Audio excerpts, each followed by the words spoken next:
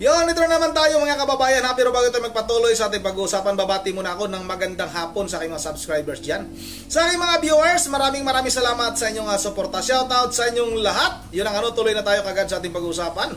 Wala nang patumpik-tumpik pa. Ito itungkol na naman kay Epifanio Labrador o sa totoong buhay, Richard Palacio, ang vlogger na wanted na nagtapang-tapangan, ngunit ang katotohanan ay support naman. Hindi ko ito lulubayan mga kababayan. Hindi ko ito titigilan, itong si Epifanio Labrador. Ayun nga sa ating mga viewers, may mga nababasa tayong komento dyan. Huwag mong tigilan yan. Pero hindi. Dahil sobrang yabang yan. Hindi lang talaga sobrang yabang, sobrang kapal pa ng mukha. Kung sino-sino na lang yung mga binibira. Wala naman sa hulog. Kung sino-sino na lang yung kanyang mga pinagbibintangan. Bayaran daw. Pero siya naman yung bayaran. May video tayo dyan. Nangihingi siya ng bayad. Hindi lang siya bayaran ha. Talagang mamamatay tao pa. Tapos humingi pa sa kanyang mga subscribers, sa kanyang mga taga-suporta ng tulong, pampakain daw sa kanyang mga kasamahan. Pampakain ka mo sa pamilya mo. Nasisikmura mo yung hindot mo yan. Pinapakain mo sa pamilya mo, nang luluko ka ng tao, kaya mong lunukin yan, kaya mong ipalunok sa iyong mga anak, kaya mong ipalunok sa asawa mo, nahindot ka. Mga kababayan ha, bago tayo magalit pala, huwag natin kalimutan, sa darating na eleksyon, iboto natin, huwag natin kalimutan, huwag tayong bumuto sa Team Bangag. Dito tayo sa Team Suka. Alam nyo na kung sino-sino yung nasa Team Suka. Pastor Kibuloy, nagalit itong si Epifanio Labrador. Bato de la Rosa, Senator Bongo, Congressman Marcolita, number 1 sa ating baluta. Philip Salvador, Jimmy Bundok, Atty. Hinlo, at yung sino-sino pa mga kababayan. Ilagay ko sa harapan yung mga kandidato ng PDP. Sana, yun ang pipiliin natin sa darating na eleksyon. Huwag tayong bumuto sa Team Bangag, katulad nitong si Epifanio Labrador. Magpabudol pa ba tayo? Bangag na nga yung ating presidente. Ito, Epifanio, galit na galit siya kay Boss Dada. Dahil sinabi ni Boss Dada na walang utang na loob. Talaga namang totoo naman talaga yan. Walang utang na loob yan. Yan si Marcos na yan. Kasi nga nung nangangampanya yung mga yan, yung Team Unity, ay kasama ako niyan. Walang ibang mainstream media ang nandoon. Dahil nga galit kay Marcos, halos lahat ng malalaking TV station. Yung SMNI lang ang nandoon. Kaya umiiri itong si Marcos, napapanood ito sa mga telebisyon dahil sa SMNI. At talaga namang hindi naman mananalo yan, hindot na yan, kung hindi dahil kay BP Sara Duterte. Dahil kahit ako mismo, hindi ako susuportan yan. Marami nga lang nabudol dahil nga sa sinasabi noon na ibang mga vlogger na pag manalo si Marcos, mababayaran yung utang ng Pilipinas dahil may mga ginto. Yun pala yung sinasabi ni Banat Bay na na tawag nito mga kababayan na mga tansong vlogger. Isa na ako noon. Talagang sinusuportahan ko yan. Nabudol talaga ako. Totoo talaga yan. Kaya itong si Epifanio Labrador, kailan lang ba ito lumabas? Lumabas lang ito nung namatay itong si dating Gobernador Will Digamo. Yun pala, tao pala siya ni Arne Davis. Dahil nga nag-uusap pala yan sila ni Bobong Tanasan na isa sa mga tawag nito mga kababayan, yung gunman ni dating Congressman Arne Davis. Sila pala yung magkasabwat, sila pala yung magkasama. Kaya nung nananawagan yan na siya na daw yung magtutumba kay Arne Davis, humingi ng 1 milyon. Pero naman, nung pinalaga naman, nagtago naman. Pumunta sa bundok. At doon sa bundok, nagngangaw-ngaw. Humingi ng tulong sa kanyang mga taga-suporta dahil ipapapatay daw siya ni Arne Davis. Wala na siyang pambili bigas. Walang bangko sa bukid. Ganito, ganon. Yun pala, sobrang duwag pala. Nagtapang-tapangan. Pero naman pala, sobrang duwag naman pala. Yun ang ano mga kababayan, bago tayo ma-high blood. Hindi naman tayo ma-high blood sa taong to. Pinagtatawanan lang natin itong hindot na ito dahil nga katawa-tawa. Kasi nga lahat ng kanyang mga binibitawang salita, lahat ng kanyang mga binabatong kasinungalingan ay halos bumabalik sa kanya lahat. Parang nga itong tao na dumura, na nakatingala. Alam niyo yung taong dumura na nakatingala. Bumabalik sa kanya lahat ng kanyang dura. Ganon itong si Epifanio Labrador. Ganon kadumi itong tao na ito. Ito na mga kababayan ha. Huwag na nating patagalin. Medyo mahaba na yung ngaw-ngaw natin dyan. Baka lamutakin ko na yung mukha ng si Epifanio. Ito na mga kababayan. Sabay-sabay na natin itong panoorin. Ito po naging reaction po ng isang bobo, gago, siraulo, bayarang vlogger. Ito po yung itsura nito walang magkasintulad po sa Apupotamos. Apupotamos. Pati yung balat. Di ba hipo? Gaano kaitim yung balat nitong gagong ito at gaano kadami yung tattoo nito sa katawan, ganon din po kadami yung katangahan nito at kabubuhan nito, no? So, para maintindihan po ninyo, pabigyan natin ng pirada at maturuan natin ng leksyon itong baboy damo na ito. Ito panoorin po natin. Diyan mo talaga makikita yung kakapalan ng pagmumukha ni itong presidente natin eh. Paano mo nasabi? Mantakin mo may lakas ka pa ng loob. Nasabihang bulaang propeta si Pastor Apollo Kibuloy. Matapos mong pakinabangan yung pera niya. Matapos mong pakinabangan lahat ng itinulong niya sa'yo, ganyan pa ang gagawin mo. No wonder, sinisira niyo ang bayang Pilipinas, wala kayong utang na loob doon sa mga bumoto sa inyo. Kasi feeling niyo talaga mga hari kayo eh. So yun, mga minamahal ko mga kababayan. Ayon po dito sa bobo at bayarang vlogger ho nitong ni Kibuloy, malakas daw ang loob.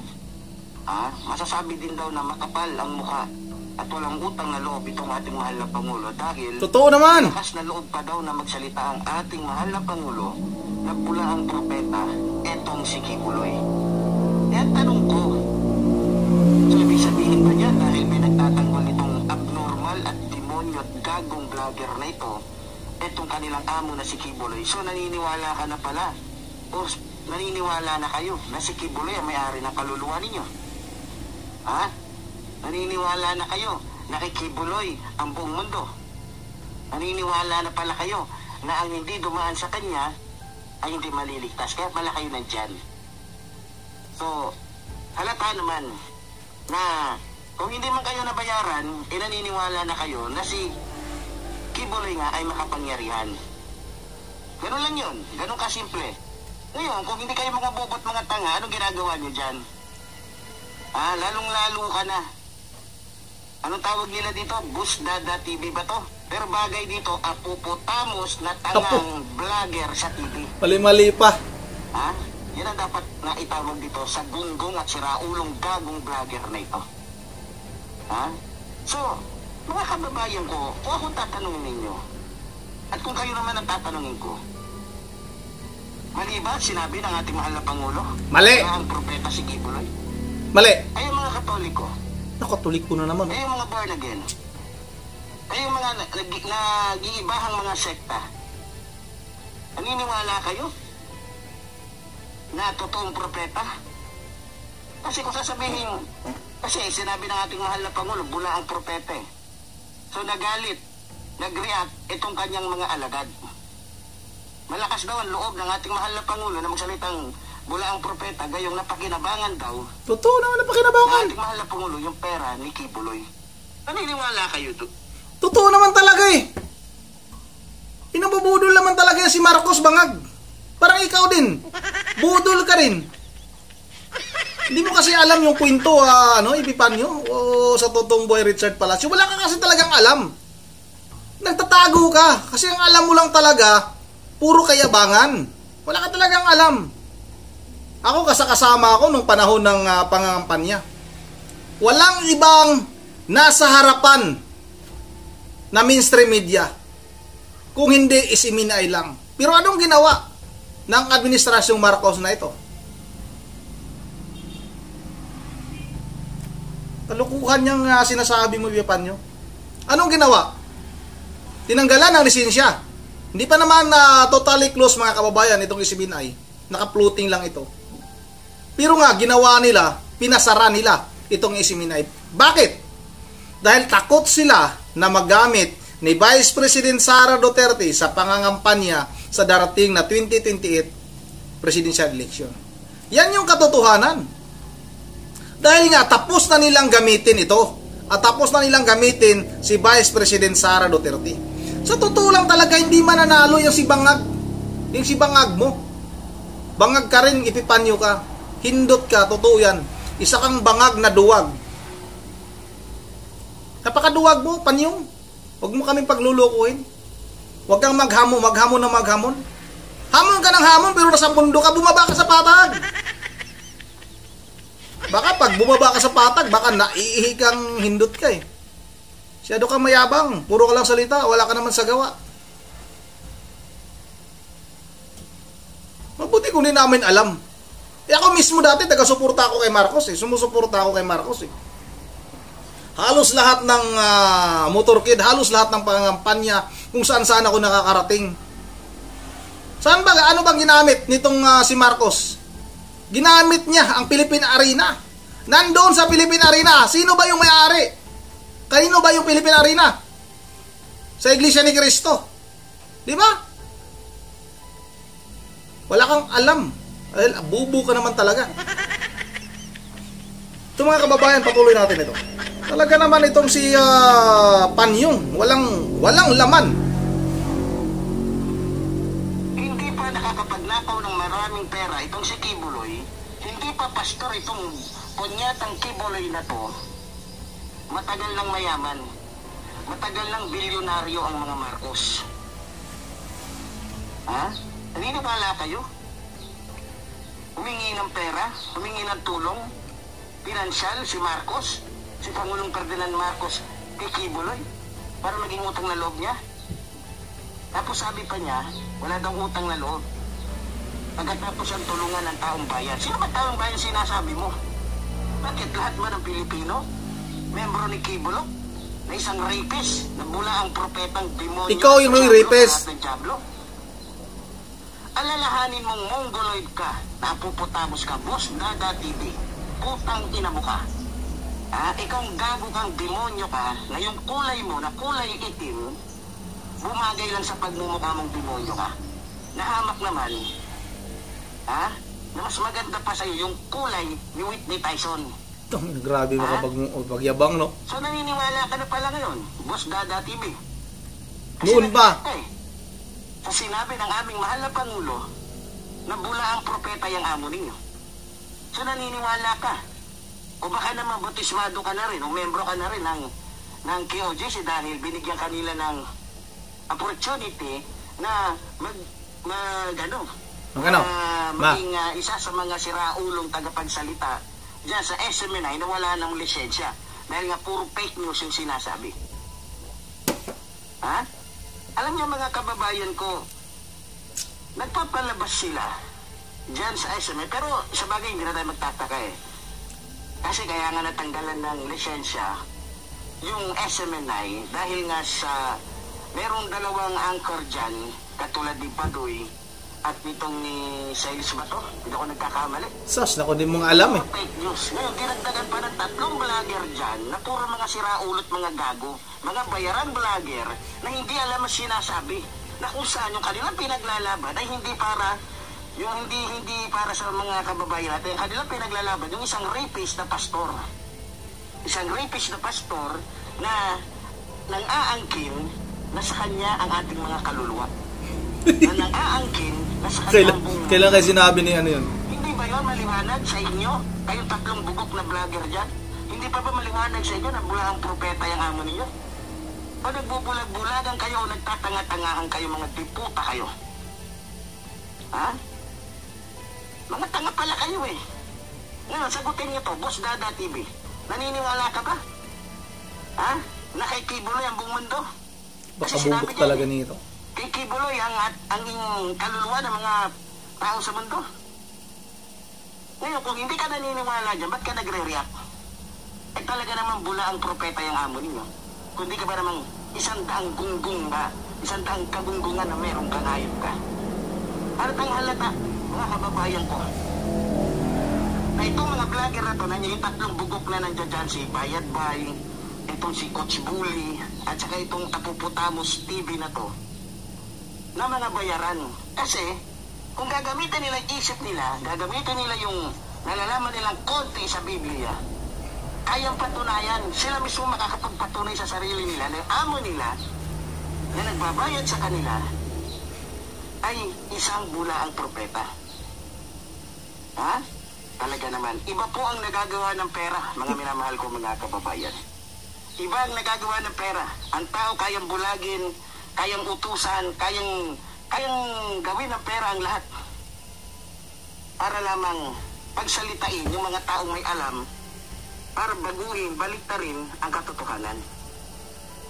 Pero ganun pa man, hindi tayo papayag. Ngayon, ikaw na bugok ka, Boss Dada TV, makinig kang gunggong ka. Baka gusto mo patunayan ko sa'yo.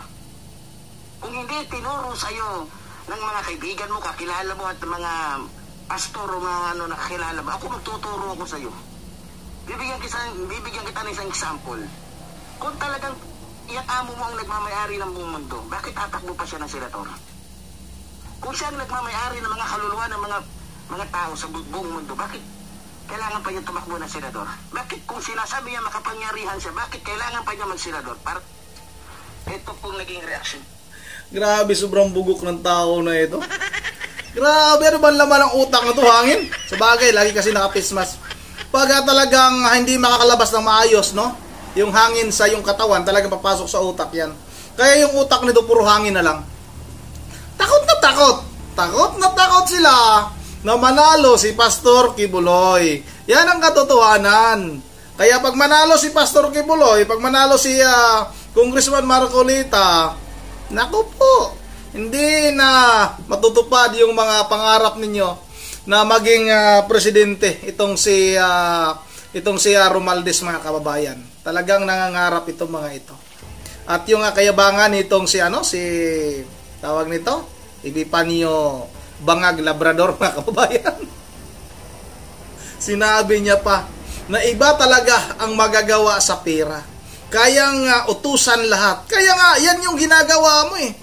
Kahit nahirap ka dyan sa bundok, dahil sa gusto mong pagkakapirahan ang iyong mga taga-suporta, kahit na sobrang hirap ka na sa iyong pismas, talagang wala ka na halos mailabas na hangin sa iyong katawan, pinipilit mo dahil nga humihingi ka para may maawa sa iyo, para bigyan ka ng pera, bigyan ka ng suporta. Ikaw na mismong umaming hindot ka. Saan ka pa banda? Dito o dito? Dito ka siguro banda. Duduruin ko yung mata mo. Di ba ikaw na umamin mismo na tumatanggap ka ng 80,000, hindi bababa sa 80,000 araw-araw? Sino ngayon yung mukhang pera? Tutusukin ko na talaga yung mata mo. Tatanggalin ko yung ko para talagang nanggigigil ako sa yung hindot ka talaga. Talagang naka-militar ka pa ng ng face mask ngayon, ha? Kanino kayong face mask yan, hinira mong hindot ka. Huwag kang masyadong mayabang, iwipan nyo. Huwag kang masyadong magmatapang-tapangan. Dahil yung mga sinasabi mo na mga bubo, na mga sinasabi mo, yan ang totoong mga matatapang. Walang kinikilala yung mga yan. At nakikita naman natin, mga kababayan, kung sino yung duwag. O sige nga, tatanungin ko kayo. Sino yung duwag? Yung tao na nagtatago, lagi nakapismas? O yung mga vlogger na nagsasalita na nakikita yung pagmumukha? Na kahit na magmumura ka, nandun naman yung pagkatao mo, nandun naman yung mo, andun naman yung mukha mo, kitang-kita naman. Hindi katulad nitong hindot na ito, mura ng mura, siya naman yung tinatamaan ng kanyang pagmumura. Yung kanyang panlalait, siya rin naman ang tinatamaan. Ang kapal ng mukha mo. Paparating ko sa'yo. Tipan nyo, ang kapal ng mukha mo. Sobrang kapal ng mukha mo. Tama lang na yung amo mong bangag, wala talagang utang na loob yan. Nanalo lang yan dahil kay Vice President Sara Duterte. Di mo natatandaan? Bugo ka? Di mo ba natatandaan? Tinalo ni Leni Robredo yan? Di ba? Tinalo ni Leni yan? Oh. Paano mananalo yan kung wala si Vice President Sara Duterte? Mananalo ba yan? Hindi nga nanalo yan ang nakaraan. Kung kami paglulukuhin, panyong ka. Supot kang tao ka. Siguro naman nakakarating na sa'yo yung tawag ko sa'yo, supot ka. Supot ka talaga. Bisaya pa naman itong taong ito, pero nakakahiya. Yung ugali ng mga Bisaya, hindi mga ganyan. Hindi yung mga nanglalait. Hindi yung mga nagbibintang. Sa bagay mga kababayan, itong Bisaya na ito, supot ito eh. Ilonggo ito eh. Pasensya na sa mga Ilonggo dyan, pero ito lang naman yung katangi-tanging Ilonggo na supot na mayabang. Saan ba? Dito. Try duruin yung mukha nito eh. Yun ang dito lang muna at bago tayo magtatapos, kaya mag-shoutout lang muna tayo Oy, sa mga subscriber nitong hindot na si Epipanyo Labrador, mga uto-uto kayo. Shoutout kay Jimmer Padronyo, Jimmer Padronyo. Kung ano-anong kino-content niya, duwag naman labrading talaga yan Sus nako, Labrador. Ang daming nakakaalam na nagtapang-tapangan ka lang, tapos sobrang duwag mo naman. Oy, shoutout na rin kay Monty Momoro. May saya dito, vlogger na ito. May natira pa pala na mga pic nyo sa vlogger. Aha, may saya din. Shoutout na rin kay sino ba ito? Kay Timoteo Bakdayan. Shoutout Timoteo Bakdayan, tao ba yan si Labrador? Papuntahin mo sa Abra, manguha ng langgam. O pumunta ka rin ng Abra, marami talagang nagka-interest sa'yo. Shoutout na rin kay Bibin Klo Ramanti. Bibin Klo Ramanti. Para siyang humihip sa lusong o dumura, pataas kaya sa kanyang muka pumupunta. Yan nga, pumupunta yung dura sa kanyang mukhang mismong pagmumuka. Dumudura ng patingala.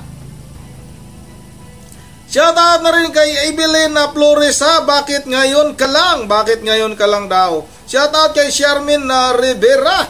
Good job po. Maraming salamat sa iyo, Charmin Rivera. Shoutout na rin kay Rosilito de la Paz. Ginagamit lang niya ang mga pangalan niyan. Akala niya masasandalan niya para lang takutin niya ang nagsampa ng kaso sa kanya. Ginamit niya ang pangalan ng malaking tao. Totoo yan. Yan yung hinala ko. Kunwari lang ito. Kaya nga nagtatago ito eh. Naku po. Sobrang duwag niyan, mga kababayan. Shoutout na rin kay Mipin. Ang tiyuhin mo pala, malamang NBI na kawatan. Kunwari lang yan na may kamag-anak na NBI. Shoutout na rin kay Efren Makuba. Shoutout kay Efren Makuba, galing mo. Shoutout na rin kay user ET60. Tama lahat idol, ang galing ng paliwanag mo. Hard killer talaga yan, dapat na masukol na talaga yan. Sana may kababayan na magturo saan talaga yan, kasi may nagtago talaga niyan. Yun ang shoutout na rin kay Ma'am Joyce ng Japan na hinuhututan na hindi naman nagbigay kay Epipanyo Labrador. Hinihingian po si Ma'am Joyce ng pira nitong si Epipanyo Labrador. Epipanyo, lagot ka. Kay Ma'am Berge Religious ng Pulilan, Bulacan. Kay Ma'am Edisa Borby na gusto na talagang lamutakin yung mukha ni Richard Palacio nang gigigil na. Muslim po si Ma'am Edisa Borby, lagot ka talaga. Epipanyo ka, babalatan ka talaga. Iwan ko lang sa iyo kung yung nguso mo ay may tsura pa yan. Shoutout na rin shoutout sa lahat. At once again, this is Rondi TV mo. Ingat lahat. God bless bawat isa sa atin.